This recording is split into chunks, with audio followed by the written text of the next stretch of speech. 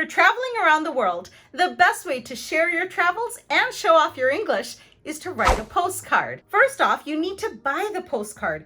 So I highly recommend not going to the major tourist stores. Here, the postcards were $1.49 each. Instead, try to find a smaller store away from the city center. I found the same postcard on this display outside, 10 for $1. And that's money in your pocket. You're going to want to have more than one postcard to share your travels with more than one friend, or in case you make any mistakes. Pick the postcard you like, but I recommend finding a postcard with lines on the back. This will keep you organized. Let's work on the right side first, and this is where you'll address your postcard. The first line is for your friend's name.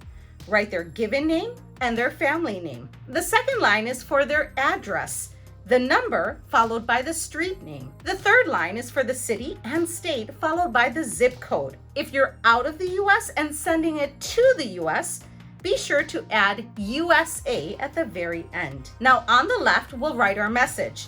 Start off with a greeting.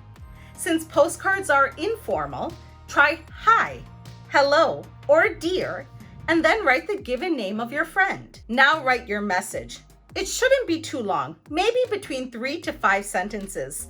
Tell your friend where you are, what you have seen or done, how you like your trip, and an added plus is including anything special or interesting that happened to you. Finish off the message by adding a closing, like see you soon or love, and then add your name. Be sure to put a stamp in the top right corner and try to get an interesting one from a local post office. Now, if you want to learn how to write the introduction to an essay, click or tap the screen now, and I'll see you in the next video.